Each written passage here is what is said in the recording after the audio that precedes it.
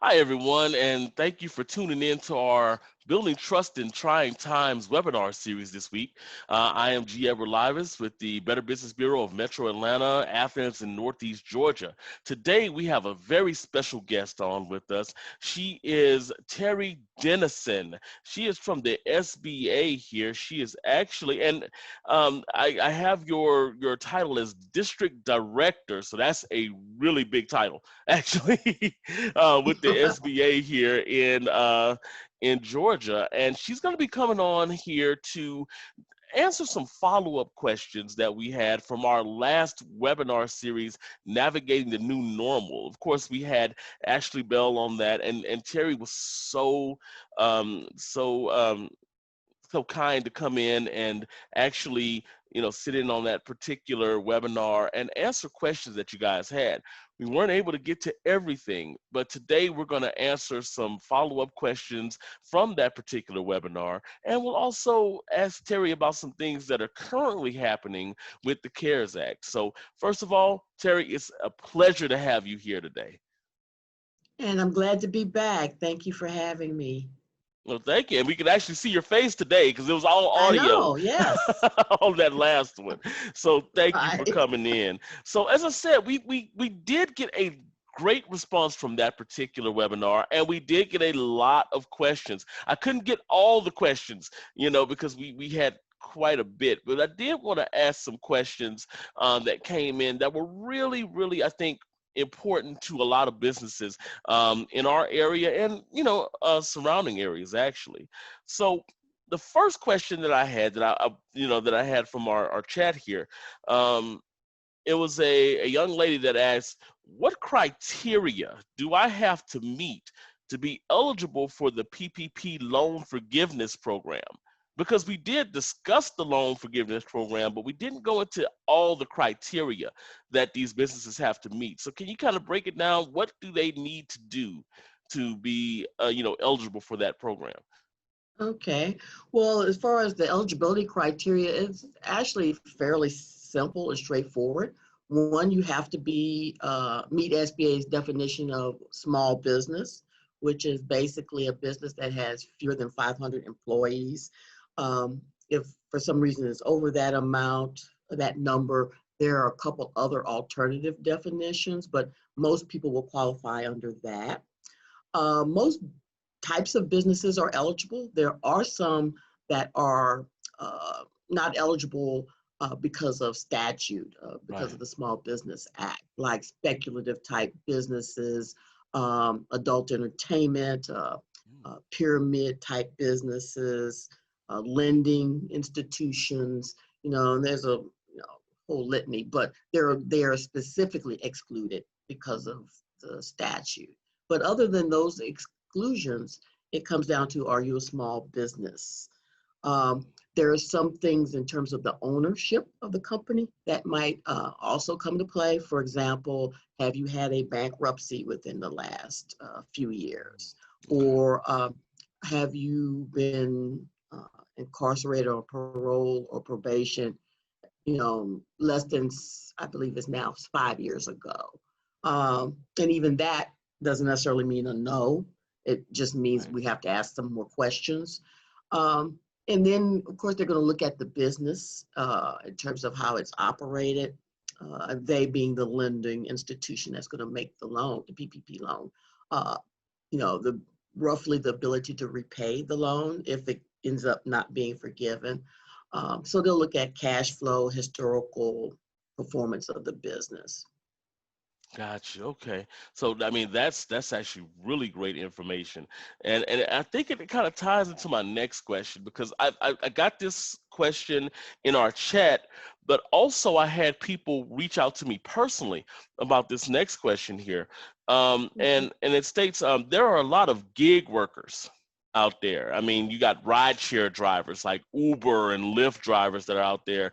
You have a lot of independently contracted delivery people. I know Amazon uses them for like Amazon Flex and things like that. Right. Now, are these people eligible to apply for PPP loans as independent contractors? Because there's been a little bit of misinformation, or there's unconfirmed information about that out there right now? Okay. To answer your question, the answer is yes. Gig workers are eligible Hmm. uh, to receive a PPP loan. Um, in fact, we specifically tell companies that utilize them as their workforce not to include them on their PPP Mm. uh, loan application and loan amount calculation, because as independent contractors, as sole proprietors, those individuals can apply for themselves. I know there's concerns about, well, what if I'm a sole proprietor, I'm not incorporated, or maybe I'm an LLC with a single member. Actually, a good source to help you sort out what you would be eligible for is on this website, Treasury, www.treasury.gov/CARES, CARES, as in the CARES Act, assistance for small business. Mm. On that page, you have all the guidance and descriptions related to the PPP for the borrower. And on that particular page, under the information for borrowers, there's a document called How to Calculate PPP Loan Amounts. And it takes every possible scenario. What if you're a sole proprietor? What if you're in a partnership? What if you're an LLC? And what tax return lines will have the information that will help you make that calculation. So you do not have to be an S corp or a C corporation to be eligible for that. But the caveat I think is very important, and is sometimes gig workers maybe do a lot of things with receive their payments by cash, Right. and maybe they don't have, keep the records that they should. And that may be where some of the challenge of qualifying has come in, but it's not Gotcha. because there's a prohibition on those types of business owners submitting a PPP application. So definitely, if you have to put together records, hopefully you've been filing income tax returns, because you'll Mm. need those. Yeah. If not, then you might want to sit down with a consultant like one of our small business development centers, which is a free service with the SBA and UGA. Make an appointment and sit down and talk to them about your records and how to pull this information together that you're going to need in order to submit that PPP application. Got you. So two things right quick, just to kind of recap. So what is the Sure. website that they need to go to? You mentioned it earlier here, just so they can, just to Sure. reiterate it so they can go to it. No problem. The website is Okay. www.treasury.gov/cares. Gotcha. And then once you're on that page, click on Assistance for Small Business. And they've actually just updated and rearranged that particular page to make it more user-friendly. So it clearly marks the information that borrowers would need to have and lenders would need to have, and the guidance, program guidance and updates, etc. Okay, gotcha. Okay. And so this one's a little bit this next one I this actually was asked during the actual webinar, and it was too complex to ask at the time because it was a little bit more specific. All right, so Okay. this gentleman said, with the updated rules, he knows that you have a choice of 8 weeks or the new 24 weeks for forgiveness calculation of the PPP loan. His question was, if you have payroll that will create complete forgiveness of the PPP loan in, let's say, 12 weeks, can you apply Okay. based on that time frame, or will you be forced to wait the whole 24 weeks before doing your calculations and actually applying for the loan? The short answer to that is you wouldn't have to wait. You could do it sooner. Okay. It would be a matter of what would be the most advantageous timing for you. Right. We had a change to the PPP loan program back Mm, June 5th, gotcha. and loans that were made June 5th and later automatically have the 24 week covered Right. period to look at to determine forgiveness. Right. Loans before that time was 8 weeks. Um, my understanding from how the statute change reads is that it's automatically going to be, you don't have to wait for the full Gotcha. 24 weeks. If the person applied and obtained their loan after June 5th, it's automatically 24 weeks. I think even for those who had loans before, it converted automatically to 24 weeks, but they have the option of keeping with the original 8 weeks. That was Gotcha. the period of time defined at the time they got the loan. Um, what you'd have to look at is, what would be most advantageous in the timing. The way I Mm. think the regulation reads is that you have to submit it by, you have a certain period of time at the end of the 24 weeks. You got to definitely do it by December 31st, 2020. Mm. Gotcha. But there's Okay. nothing saying that you can't do it before. Hmm. So if they feel like, okay, we've kind of gone through the use of the proceeds, we're kind of seeing our way where, we're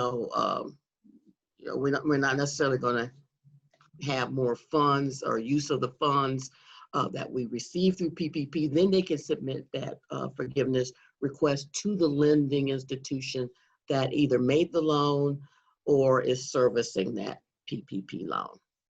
Gotcha. Okay. Okay. So that's actually good to know as well. So I do have the last one's not as complicated.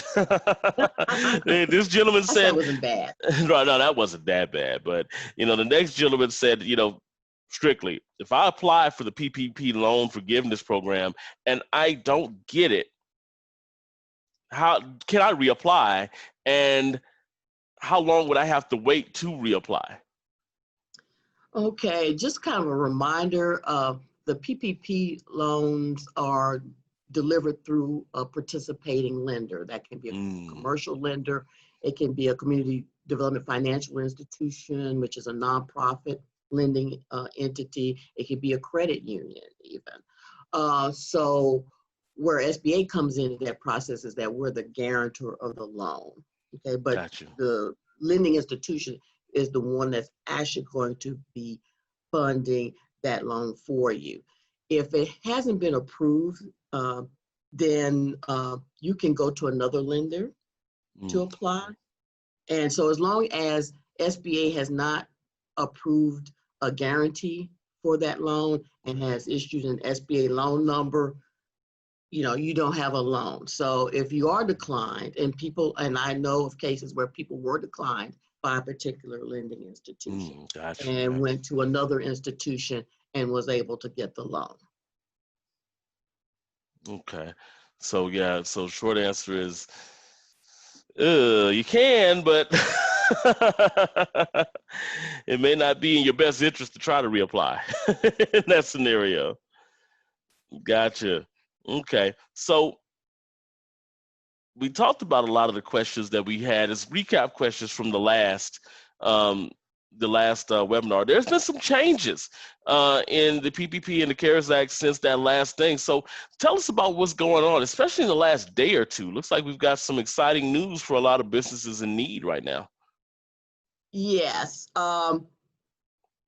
As of, I believe, Saturday morning, um, the program has been extended. It had originally in the CARES Act was slated to sunset on June 30th at 11:59 p.m. Yeah. And it did.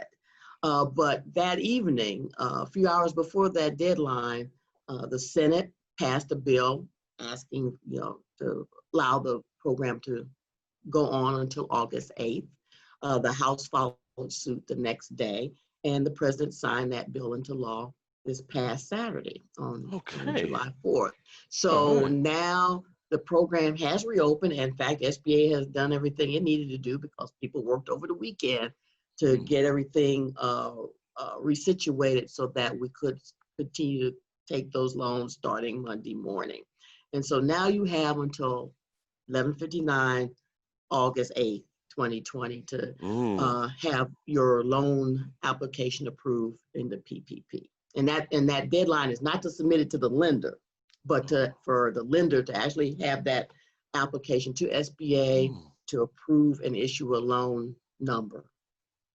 Okay, so what you're saying is we still have, or these businesses still have an opportunity to go ahead and apply, and it's extended till August 8th, which gives you guys like a month to really, Yes, put in work to go ahead and apply for that. So, yes. man, that's actually awesome. Do you foresee that being extended again, or do you think this is probably going to be the last run? Well, I wasn't, well, quite frankly, I was very, I think we were very surprised, pleasantly surprised that it was extended uh, to August 8th because, as I alluded to earlier, there was some changes made to the program on June 5th. And, we kind of figured, okay, if it didn't happen then, you know, there's no intent to extend it. But yet, Right, last minute, the decision was made to go for it and it was extended. Who knows? right. I'm kind of shy to bet at this point because this has been a rather pleasant surprise, but a surprise nonetheless of the Right. extension that we currently have. Right, and I'm sure that a lot of businesses out there are just as pleasantly surprised by this. Well, Terri, it's been an honor to have you on today. I appreciate you stopping in and answering some of these follow-up questions and giving us an update on what's going on with the SBA. I know that all of our businesses in our service area are, and outside of it actually, are just appreciative of you coming back in. So we definitely appreciate that, and thank you for coming today. Be glad to do it anytime. All right. Well, guys, like I said, we appreciate you as well as coming and tuning in today. Just remember, the BBB is here to support you. You can always give us a call. You'll have a friendly face on the other side of the line. And hey, you can check us out on our website, bbb.org, and you'll have a friendly face typing away on the other side as well. So, if you need anything, definitely give us a call. Look us up on the website. We're here to support you. Thank you for tuning in today. You have a great day and a great rest of the week.